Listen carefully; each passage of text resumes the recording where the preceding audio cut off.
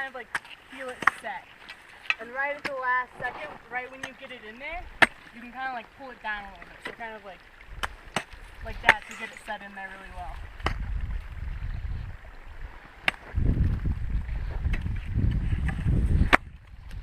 So everyone take a couple really good swings and try to get it in there really well.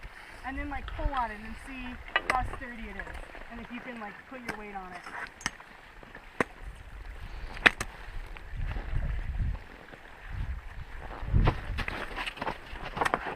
Yeah, nice. Feel free to like, really yard on it. It'll hold. Yeah, great. So see what that feels like. See? Cool. And then a good way to get it out, you just kind of like push it up and out. Kind of like the opposite of how you get it in. Does that feel good? Does everyone feel like they're getting good purchase? Yeah. Yeah? Sure. Cool. And then the next thing we'll do, we are going to grab kind of just below the head of the ice axe, like right here. You can kind of put your hands on top or, yeah, like right below like this. And then you're just going to kind of use it as like a, I don't know, I think of it as like a claw. You just kind of like straight down and put it at the finger. Kind of a little bit of an angle, yeah. These are all just variations of ways you can use the ice axe, which is not like a framing hammer. A lot of people think the only way you can use an ice axe is swinging it over your head, but you can stick it like a dagger above you. You can hold on to it right under the head. Lots of different ways. So another thing you're doing when you're using this method is you're kind of getting the pick in, but you're also putting the spike onto the surface of the snow as well. So you're getting like 2 points of purchase, which is like pretty sturdy.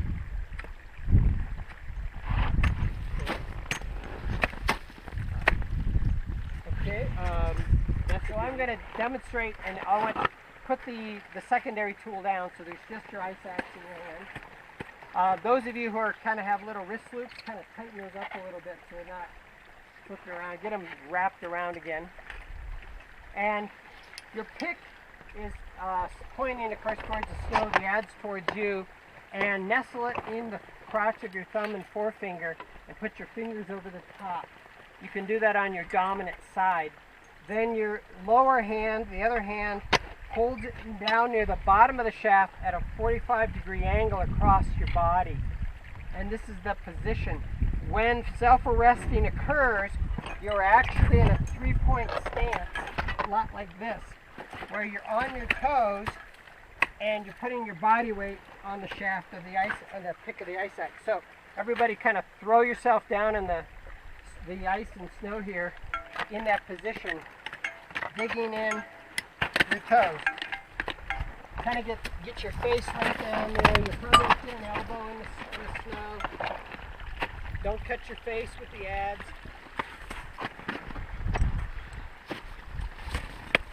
That is it. Do it on the other side so you know what it feels like on both sides.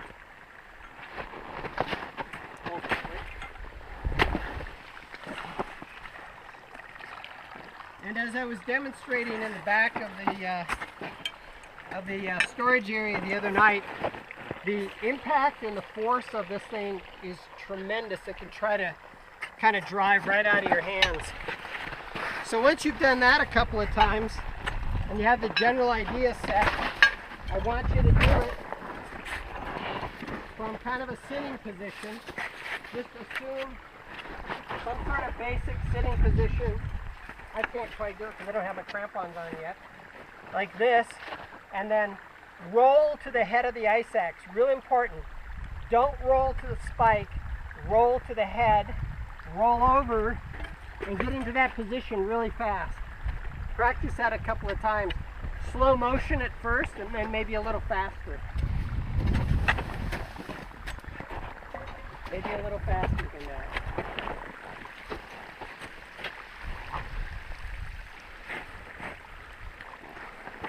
Let me clear the stones out of your way. Yeah. to kind of gouge down a little bit. And down here near the base, there's so much liquid water, it'll be much firmer up above. And you come to exactly perpendicular to the snow slope, and you try to get a little leverage on it, and you just start pushing it. The first 3 or 4 are kind of critical because you might drop the screw at that point. So you've got to be really on your game. But after the screw starts going in, you can raise up this cute little lever and just spin the sucker in.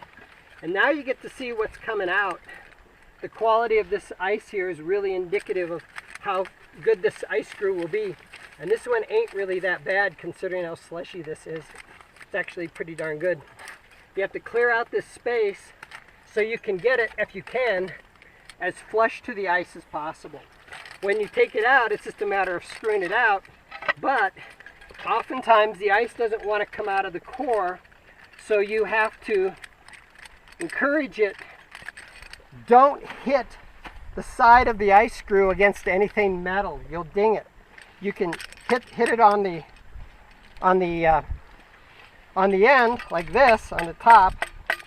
You can shake it, if you're not worried about getting something from the snow, you can blow it.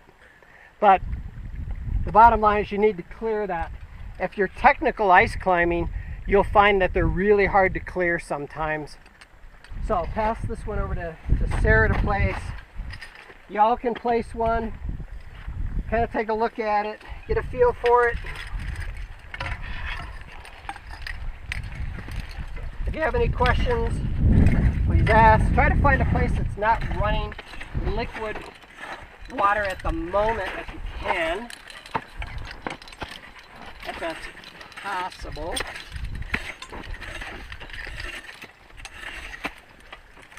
Also, I thought we had 8 ice screws and I only found 7, so I'm going to ask y'all to look around in your packs. Okay, I think I had them, so I'll double check in mine. Thank you.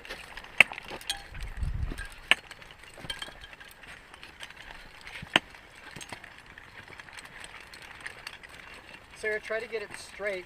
Yeah. Try to get it instead of wobbly like that.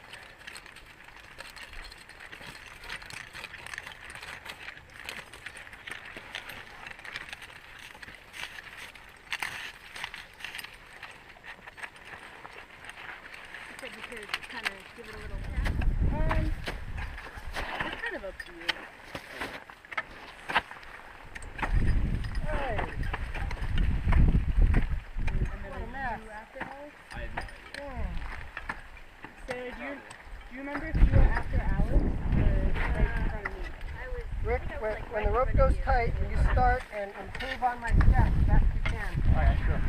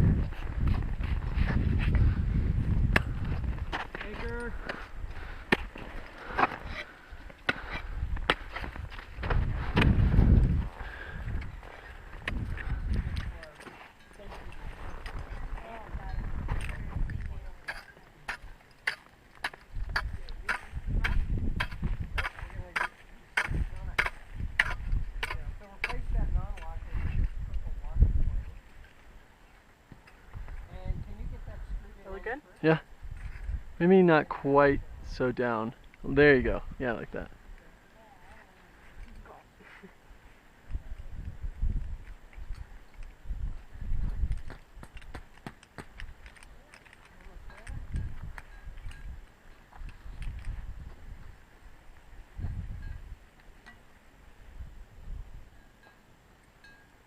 We're going to build a modified equalized anchor that's fairly far down the slope, and the main reason for down the slope is pickets are terrible if they have an upwards pull. Pickets always need to be pulled very much in the down. So theoretically I could probably pull that picket out with this angle. From here I probably couldn't, and if we channel it down in the snow we can't. Ice screws are a little more forgiving in that regard. Why is that? Is that because they're longer? It's because they have no grooves on them. They're just slidey little things. Got it. I think it's sort of like a tent peg. You can't put it in like the a same tent angle. peg. And put it in the same angle. Rodney, here's what I got. Perfect. We want the heavy blue one in your right arm. Not the other two? You want me to hold Well, something? we'll use those eventually, but well, we want to have this anchor.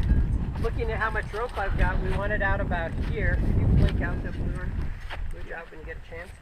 And I'm going to terminate this anchor with my favorite terminus knot, which is a bowline on a bite. You can use a figure 8 on a bite, like we were just tying those other ones. But I like the bowline for two reasons. One is it gives me a 2 pieces of rope at the end.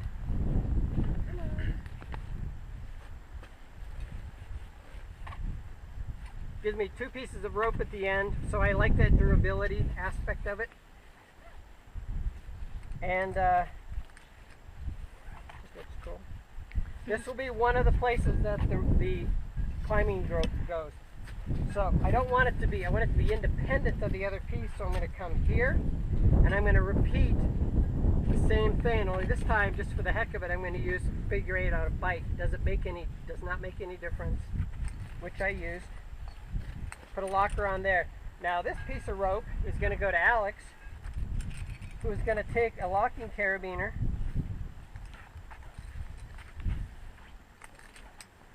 and put it in the top of the snow picket. That is right hand. And Alex, you're going to take this black piece of webbing and make a clove hitch into that locker. While he's doing that, I'm going to grab yet another piece of this rope and bring it down here. Oh, ready with the tail? Yep. So this about this time is a good time to get the tail so that I can grab the ends of the rope. I'm just going to feed the rope through here and find the halfway mark, roughly.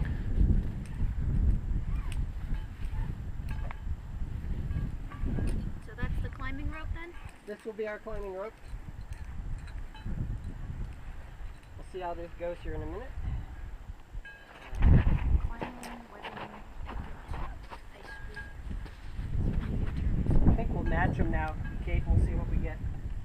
So, now Alex, what I need you to do is to see where the rope is hanging here. I need you to adjust the clove hitch, this one, until it's snug. Think like you're fishing. Like you're fishing and you want to catch that fish. You want to set that hook.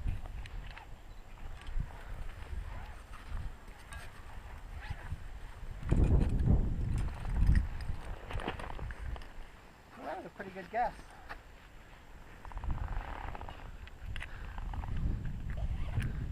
What sort of belay system for abseiling down? We probably will lower you folks down. Yeah. Kate and I will wrap down on our devices here. How does that look? A little Well, more? I'll tell you in a moment. Not good enough, see, that's where we're at.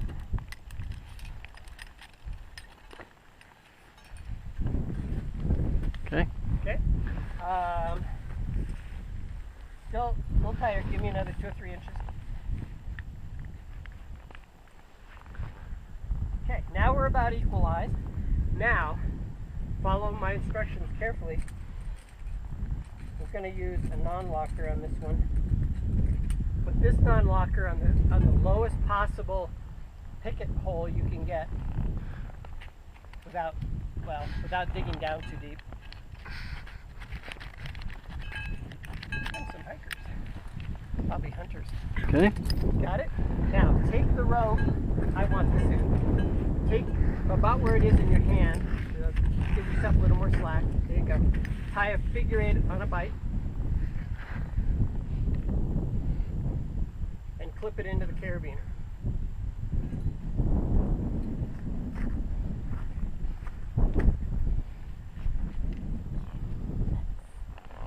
So now by tying all these fixed knots, we have essentially created 3 independent anchors, and I'm going to use the end of this, and I'm going to go into one of these. I think 2 locking carabiners is enough. I'm going to go into this locking carabiner with a clove hitch. Let me get this organized right. Got to be going in the right direction.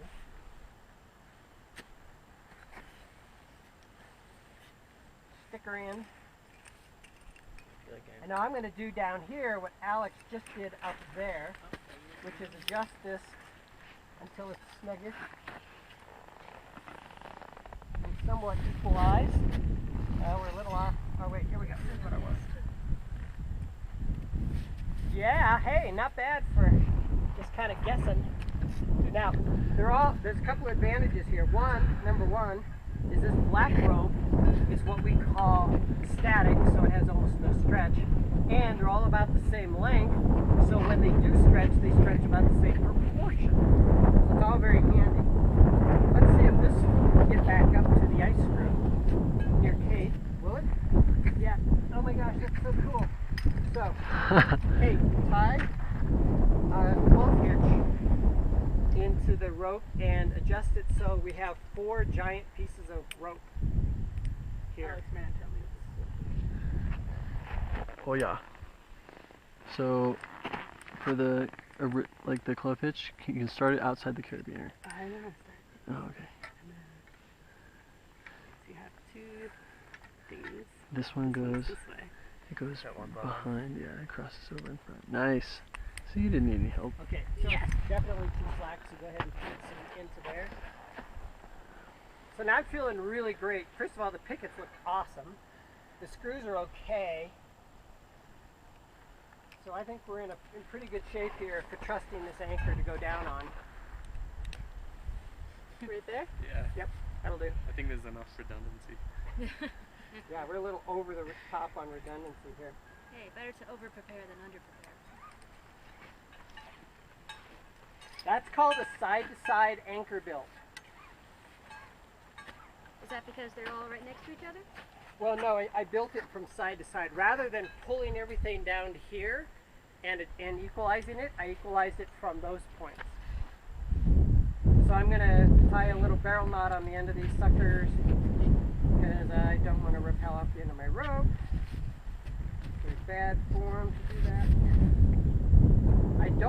I'm kind of surprised, Kate. I'm thinking these ropes might be a tad short. In which case, if that's the case, we'll go ahead and lengthen the anchor.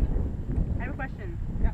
Is this, so the system of this anchor, is it closed with this line and this line? Oh, on the end? I'm sorry, you have a good point. You should take that, put a figure 8 on a bite in it and clip it back into the carabiner. Now the system would be completely closed.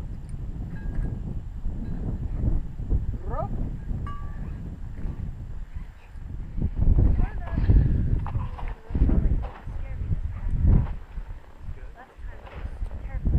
Would you remind her that after when you summit, she needs to convert over to tied in, and I will blare on the remaining strand up. Gotcha. What's that? Keep back on the rope. There you go. So she's gonna convert to tied in.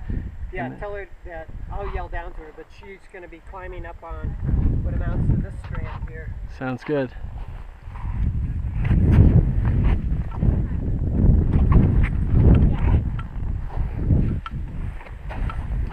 Hang Nice. it down. Woo! Try to keep your feet like out in front of you. Yeah, there you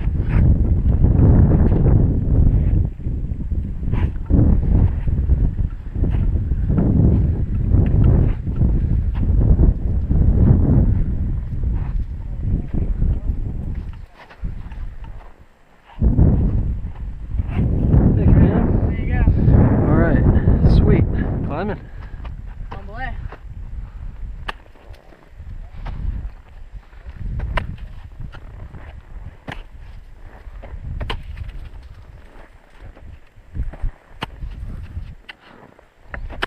Oh, this is sweet.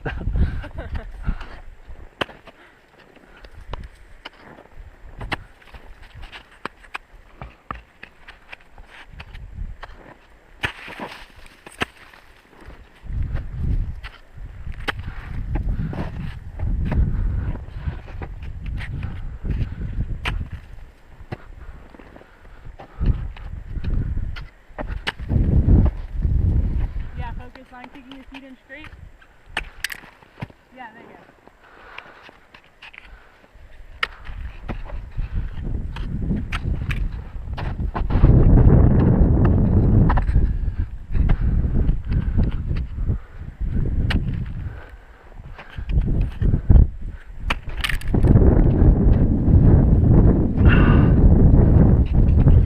Nice, Alex. Thanks.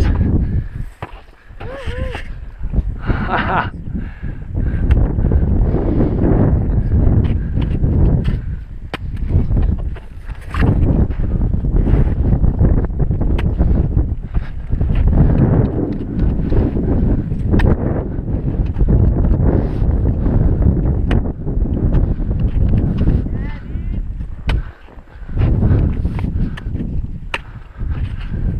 Woo!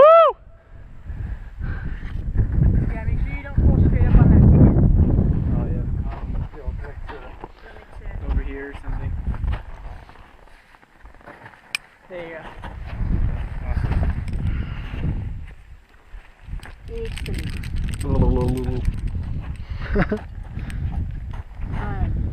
So, see how you're kind of like changing the direction of this arm of the Yeah. anchor? Alright. You should probably come go to closer the to yellow. this one, yeah. Sorry, No, it's good. a little tricky up there. That does the job, right? Maybe I can. Well, that's not like attached That's to not anything. good for anything. That one there. So if you tie a knot and then Yeah. Yeah. Can you try like an overhand? Yeah, nice.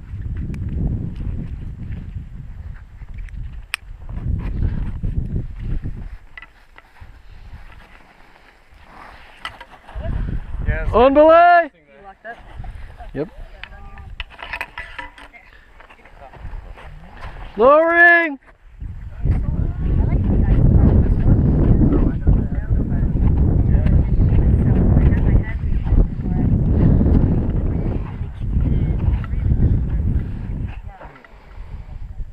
before I'm doing a lot better than I did the last time I'm out ready of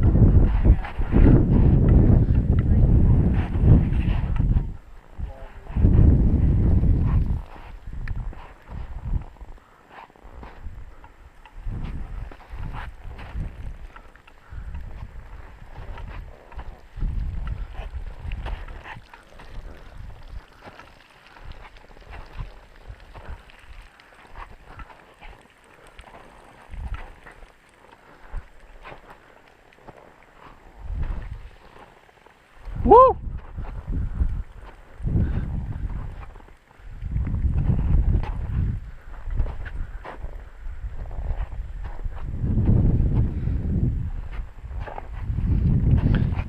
Alright. How's it going down here? That's pretty comfortable. My hands are a little cold, but you know. Alright. Here goes. Climbing. Climb on.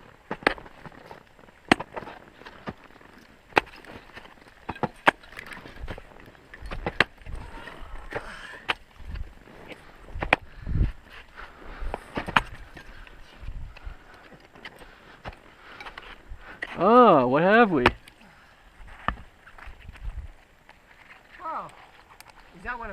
Yeah. Huh. How did that happen? That's weird.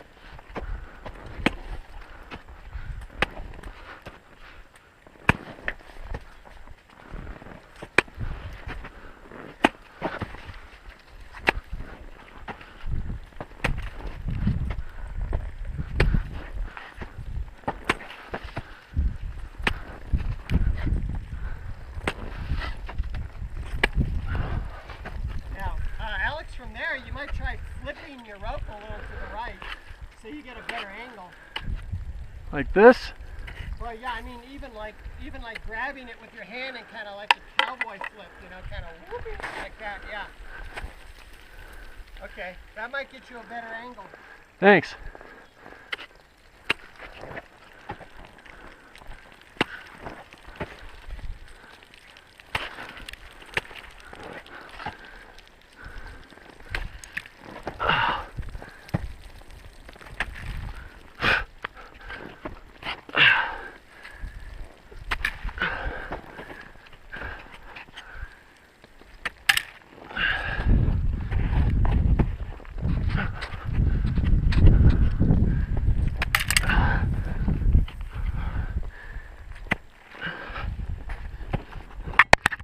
Oh.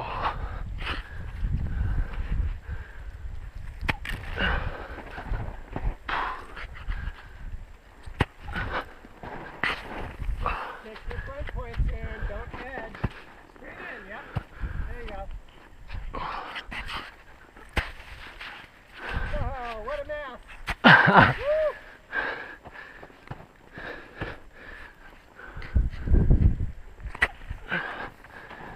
What's it look like? Looks like it's hollow. Oh my God. I'm on the wall of the cave. Okay, dig in. You're edging. Straight in, front point.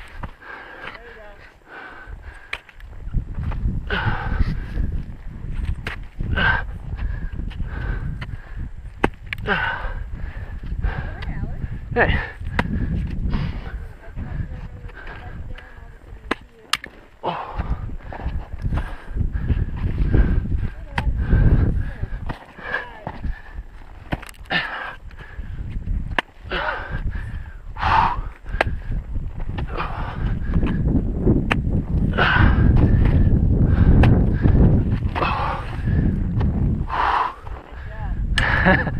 That was fun.